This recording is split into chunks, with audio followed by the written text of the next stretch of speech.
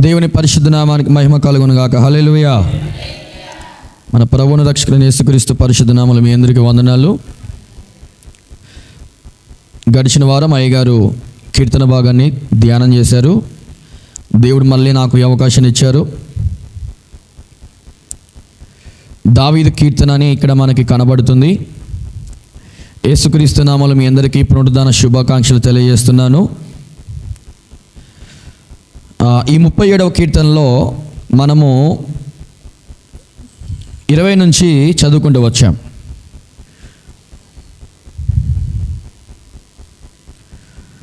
ఈ 20 నుంచి 28 చరణాల వరకు భక్తుడు దావీదు పై చరణాల్లో దేని గురించి రాశాడో కింద కూడా దాని గురించి రాశాడు. ఈ కీర్తన మొత్తం కూడా 2 పదాల మీద బేస్ అయినట్టుగా మనకు కనబడుతుంది. భక్తిహీనులు, నీతిమంతులు అనే 2 పదాల మీద ఈ కీర్తన మనకి కనిపిస్తున్నట్టుగా మనకి కనబడుతుంది. మనం చదువుకుని 9 చరణాలు ఏవైతే ఉన్నాయో 20 నుంచి 28 వరకు ఈ 9 చరణాలు మనము గమనిస్తే ఈ 9 చరణాల్లో కూడా మనకి భక్తిహీనుల గురించి రాస్తూ వచ్చాడు, నీతిమంతుల గురించి రాస్తూ వచ్చాడు. దావీదు భక్తుడు తను పోల్చుకొని నీతిమంతుడు అని కూడా కొన్ని సందర్భాల్లో జ్ఞాపకం చేసుకుంటూ వచ్చాడు. నేను ఒక 10-15 నిమిషాలు మాత్రమే కీర్తన ధ్యానం చేస్తాను. అందరూ కూడా శ్రద్ధగా వినాల్సిందిగా దేవుని పేట మీ అందరికీ జ్ఞాపకం చేస్తున్నాను. 20వ చరణం ఒకసారి చదువుదాం. భక్తిహీనులు నశించిపోవుదురు, యెహోవా విరోధులు మేత భూముల సొగసులను పోలియుందురు. అది కనబడకపోనట్లు వారు పొగవలే కనబడకపోదురు. పరిశుద్ధుడా మీకు స్తోత్రాలు. ఈ పూట కీర్తన భాగాన్ని ధ్యానం చేయబోతున్నగా మీ సహాయాన్ని తోడుగా ఉంచి నాతో అందరితో మాట్లాడి మీరే సహాయం చేయండి. ప్రతి ఆటంకాన్ని వ్యతిరేకంగా లయపరిచిన ఆయన మీ సన్నిధి మాకు తోడుగా ఉంచి మహిమ పొందండి. యేసు నామములో ప్రార్థిస్తున్నాం తండ్రి, ఆమేన్. యేసుక్రీస్తు ప్రభువు లేచిన సంతోషం ఒక్కళ్ళు కూడా కనిపించట్లే. చాలా సీరియస్గా ఉన్నారు. ఎందుకో మరి ఇందాక శుభాలని చెప్పిన ఒక్కరు కూడా సేమ్ టు యూ అని కూడా అనలేదు, మొహమాటం కూడా అనలేదు మీరు. దేవునికి స్తోత్రం. మంచిది. ఈ కీర్తన భాగంలో దేవుని వాక్యంలోంచి మనం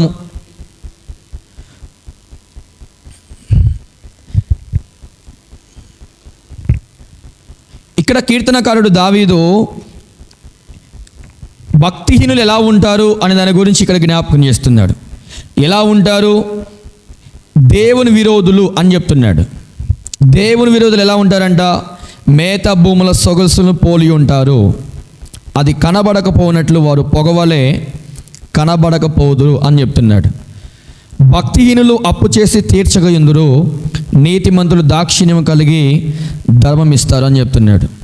యెహోవా ఆశీర్వాదం నొందిన వారు భూమిని స్వతంత్రించుకుంటారు, ఆయన శపించిన వారు నిర్మూలమైపోతారని చెప్తున్నాడు. ఒకని నడత యెహోవా చేతనే స్థిరపరచబడును, వాని ప్రవర్తన చూచి ఆయన ఆనందించును. ఇప్పుడు దేవుడు మన ప్రవర్తన చూసి ఆనందించే దేవుడుగా ఉండాలి అని అనుకుంటున్నాడు. ఒకవేళ దేవుడు మన ప్రవర్తన ద్వారా సంతోషపడకపోతే దేవుడు మనల్ని శపిస్తాడేమో అనే విషయం కూడా మనం జాగ్రత్తగా ఆలోచించాలి. పైన చెప్పింది అదే. ఆయన శపించు వారు ఏమైపోతారంట? మాట్లాడండి అమ్మా. ఏసు రక్తమే జయం. ఎందుకంత నలుగున్నారు మీరు? ఆయన శపించేవారు ఏమవుతారంట? నిర్మూలం అవుతారు.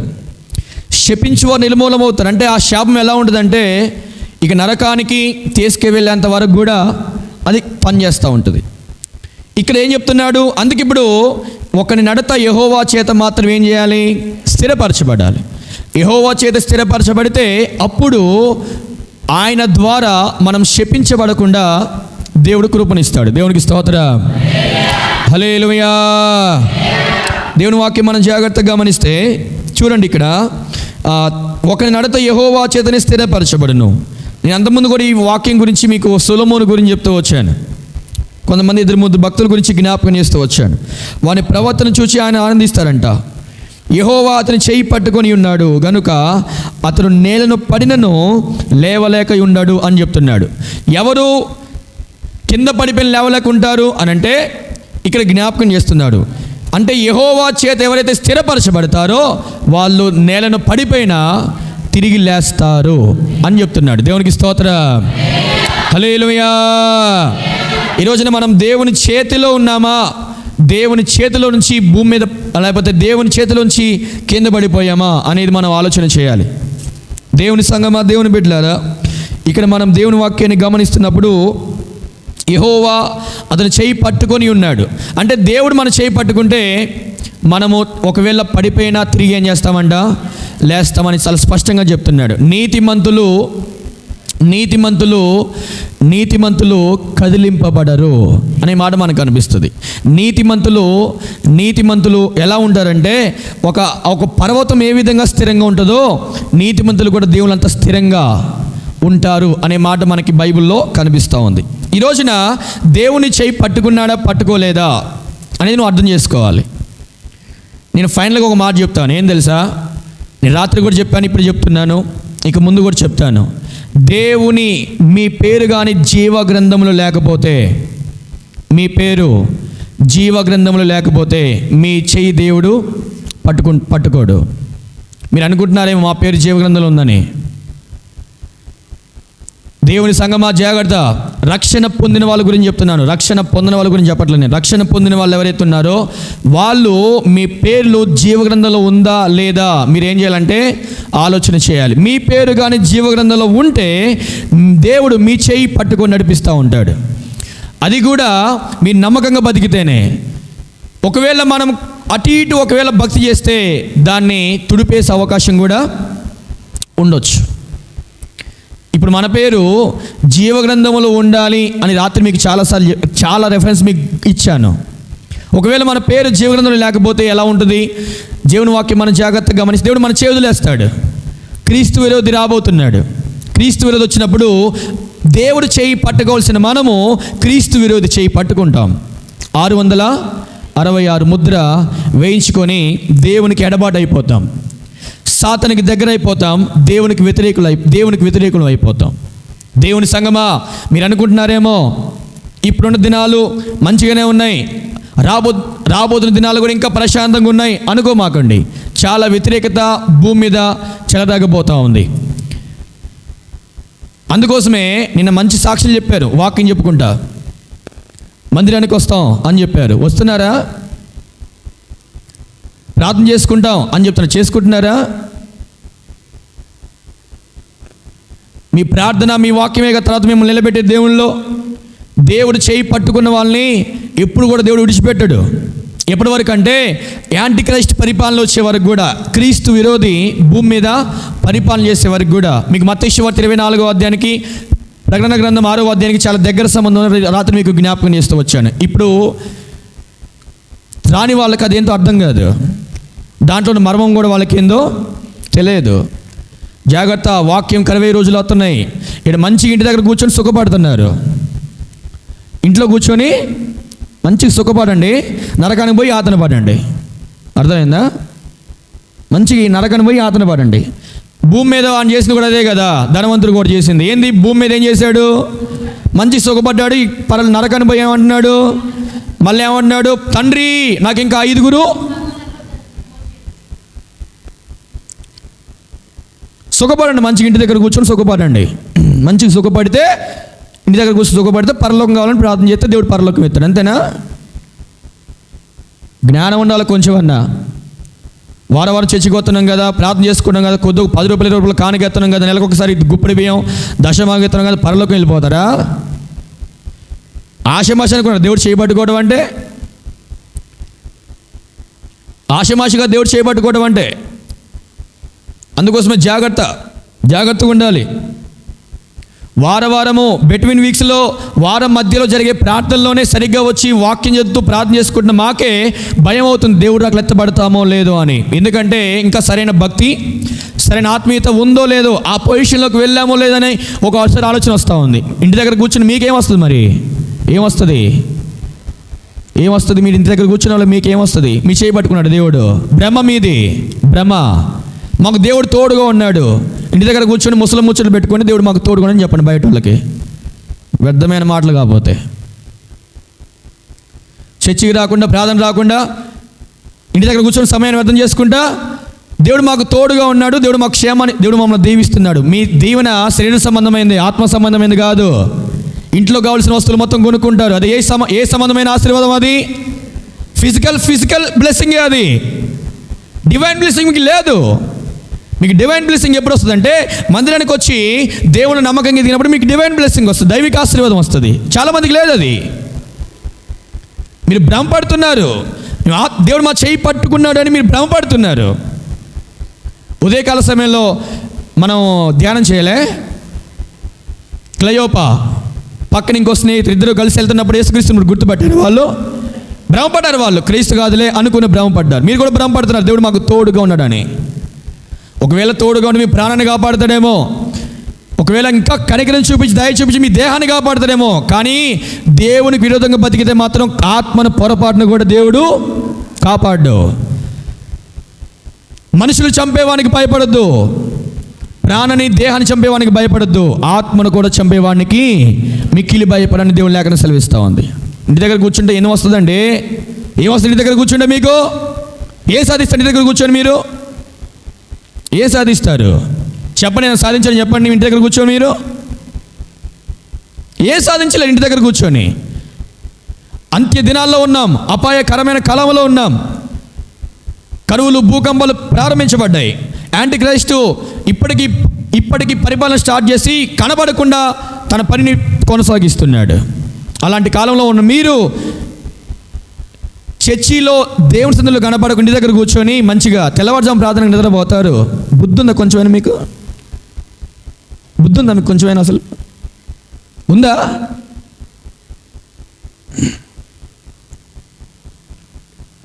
ఏ కాలంలో ఉన్నాం మనం? సుఖపడే కాలంలో ఉన్నాం మనం. ఆయన చెయ్యి పట్టుకొని నడిపిస్తా అని చెప్తుంటే మీరేమంటున్నారు? మీ చెయ్యి మాకు వద్దన్నట్టుకు బతుకుతున్నారు. మీరు వద్దన్నట్టుకు బతుకుతున్నారు. జ్ఞానం ఉండాలి, కొంచెమైనా ఆలోచన శక్తి ఉండాలి. ఈ పూటని ఈ మాట నీకు చెప్తున్నానంటే దేవుడు వదిలిపెట్టేదాకా మనం చేసుకోకూడదు. ఆమెన్ చెప్పండి ఒకసారి. అది చెప్పండి, ఆ మాట ఏంది? ఏం వదిలిపెట్టేదాకా? అది దేవుడు చెయ్యి వదిలిపెట్టేదాకా చేసుకోవద్దు. మీరు అదే చేస్తున్నారు ఇప్పుడు. దేవుడు చెయ్యి వదిలిపెడితే ఎలా ఉంటుందో మీరు ఇప్పుడు చూడరు, తర్వాత చూస్తారు. ప్రవచనంగా చెప్తున్నాను, తర్వాత చూస్తారు. మీరు ఎలా భయంకరంగా ఉంటుందో తర్వాత చూస్తారు. నేను అందుకే చెప్తున్నాను, ప్రార్థన చేసుకోండి. జీవ గ్రంథంలో మీ పేరు ఉందా లేదా? రిజిస్టర్ అయిందా? పరలోక గ్రంథంలో మీ పేరు రిజిస్టర్ అయిందా లేదా? ఏం చేయాలి? చేసుకుంటున్నారా ప్రార్థన? నేను గుర్తు చేసేదాకా మీకు గుర్తు రావట్లేదు. నిజంగా చెప్పండి, యథార్థంగా. ఇందాక చాలామంది ప్రార్థన చేస్తారు కదా, నేను ఇందాక జీవగ్రంథంలో పేరు ఉండాలి అని చెప్పా, గుర్తొచ్చిందా? దానికంటే ముందు గుర్తొచ్చిన వాళ్ళు చేయి చూపించింది ఒకసారి. 2 ఇంక మిగతా వాళ్ళని మరి ఏముంది?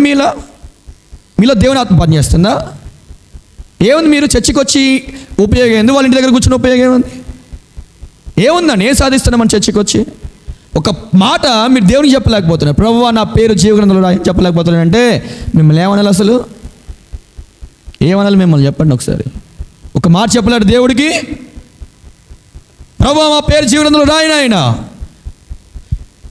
జీవగ్రంథంలో పేరు రాయి ప్రభు. ఒకవేళ తుడి పెడితే మళ్ళీ రాయి, తుడి పెట్టకుండా మేము జాగ్రత్త పడే కృప దయచేయి అని అడగడం కూడా శాతగట్ల. నీకు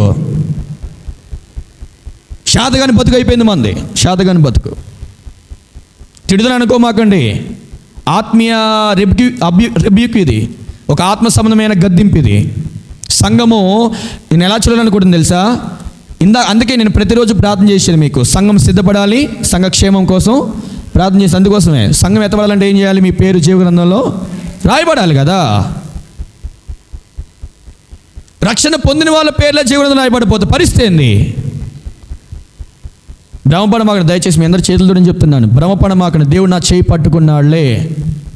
ఒకవేళ పట్టుకుంటే నీ శరీర సంబంధం అవసరాల కొరకు పట్టుకున్నాడేమో, అది ఈ లోకం వరకే పనిచేస్తుంది.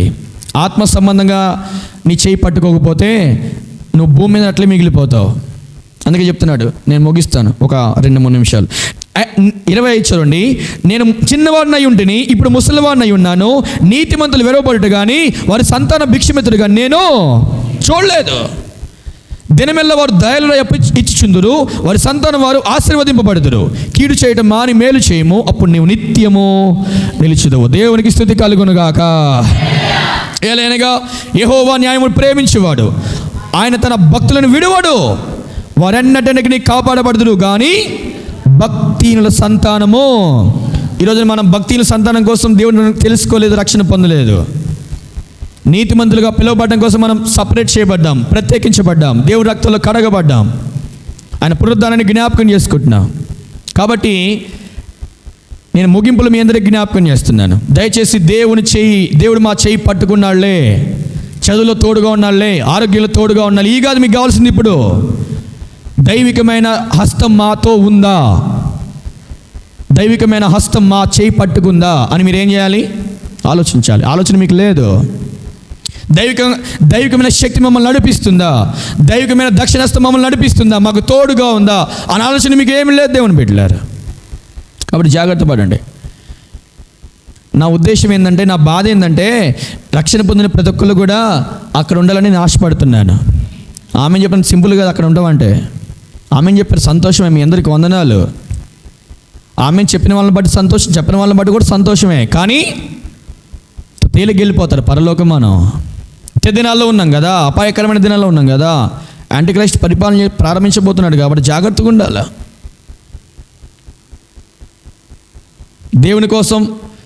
దేవుని కోసం మనం దెబ్బలు తినే రోజులు రాబోతున్నాయేమో బ్రతికుంటే. యాంటీక్రైస్ట్ పరిపాలన ప్రారంభించే టైంకి, ఓకేనా, యాంటీక్రైస్ట్ ఎప్పుడైతే బయటకు వస్తాడో అప్పుడు 666 ముద్ర ప్రారంభించబడింది. నీ పేరు కానీ జీవనంలో లేకపోతే నువ్వు ఖచ్చితంగా 666 ముద్ర వేసుకుంటావు. రాసుకొని పెట్టుకో. ఒకవేళ నీ పేరు జీవనంలో లేక ఉంటే నువ్వు ఆ ముద్ర, ఈ మాట రాత్రి కూడా చెప్పాను మీకు గుర్తుండట్లేదు. మీకు గుర్తుండదు. ఎందుకు అది అర్థం కాదు, అసలు ఏం మెదడు అర్థం కావట్లే. లోక సమయం మొత్తం పెట్టుకుంటాం, చెత్త గడ్డి చెదారం ఇంట్లో పోగు చేసి మొత్తం డస్ట్బిన్ వేసినట్టుగా లోకం మొత్తం ఏం చేస్తాం అంటే బ్రెయిన్లో పెట్టుకుంటాం. ఆత్మ సమయం ఒకటే గుర్తుండదు మనకి. అందుకోసం ఈ పూట మీ అందరికీ జ్ఞాపకం చేస్తున్నాను సంగమా.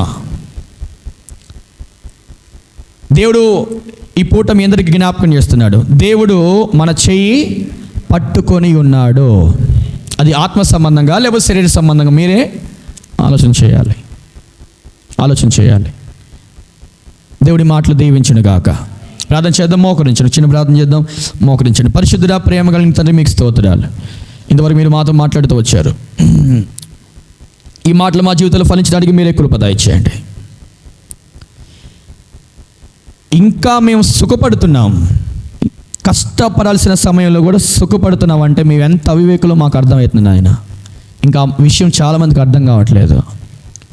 మీకోసం పనిచేయాల్సిన సమయంలో కూడా ఇంటి దగ్గర కూర్చొని సుఖపడుతున్నాము. అనారోగ్యం ఉంది, రాలేకపోతున్నాను, ఇంట్లో పనులు ఉన్నాయి, రాలేకపోతున్నాను, చేతకట్ల సాకులు చెప్తూ తప్పించుకుంటున్నారు. కానీ మీ రాకళ్ళు ఈ సాకులు ఏం పని చేయవు. అది వాళ్ళకి అర్థం కావట్లేదు. ప్రభువా, మీరు వాళ్ళకి బుద్ధి చెప్పండి. మీ బుద్ధి వాళ్ళకి నేర్పించండి ఆయన. నిద్రమత్తులు ఉండకుండా దూరపరచండి. వివేకము కలిగి దేవుని వెతుకువారు కలరేమోనని దేవుడు మీరు ఆకాశం చూస్తున్నారు. కాబట్టి బిడ్డల ప్రభా, ఇంకా ఎందుకు అంత అవివేకంగా బతుకుతున్నా నాకు అర్థం కావట్లేదు. ఏం చూసుకొని మీ ప్రభా వీళ్ళంతా హెచ్చించుకుంటా నాకు అర్థం కావట్లేదు నాయన. ఒకవేళ మీ చెయ్యి తోడుగుందని ధైర్యంగా ఉన్నారా, కానీ వాళ్ళు భ్రమేమో నాయన. అది చర్చిలో ఉన్నంతసేపు చాలా ఆత్మీయత అనుకుంటున్నాం, కానీ బయటికి వెళ్ళిన తర్వాత అది సమాధి చేయబడుతుందేమో. చర్చికి మందిరంలో ప్రార్థన రాకుండా ఇంటి దగ్గర కూర్చొని సుఖపడుతున్న బిడ్డలు మీరు చూస్తున్నారు నాయన. ఎన్నిసార్లు చెప్పినా వాళ్ళు లోబడట్లేదు. నాయన. వాళ్ళని మిమ్మల్ని మీరు వాళ్ళని ఎట్లా తీసుకురావాలో మీకు తెలుసు నాయన. ప్రాణం పోకముందే మీ సన్నిధిలో కనపడే కృప వాళ్ళకు దయచేయండి. ఈ లోకయాత్ర ముగించే ముందే దినాలు సద్వినియోగం చేసుకుంటూ మీ నామాన్ని కనపరిచే కృప వాళ్ళకు దయచేయండి ఆయన. ఈ మాటలు మా జీవితంలో ఫలించడానికి కృప దయచేయండి. భ్రమ పడకుండా జాగ్రత్త పడే కృప దయచేయండి. భ్రమపరచబడే ఆత్మ యేసు నామములో కొట్టివేస్తున్నాం నాయన. మీరే కృప చూపించి మీ ఆత్మ ప్రేరణ మమ్మల్ని నడిపించి మీరు ఆజ్ఞ మమ్మల్ని సిద్ధపరిచి ఇక్కడ కూర్చుని మేమందరం కూడా రక్షణ పొందిన ప్రతి ఒక్కరు కూడా సింహాసనం మీద నిలబడే కృప మాకు అనుగ్రహించి మీరే సహాయం చేయమని ఘనత మహిమ ప్రభావాలు పొందుకోమని మీరే మహిమ పొందురు. యేసు నామములో ప్రార్థిస్తున్నాం తండ్రి, ఆమేన్.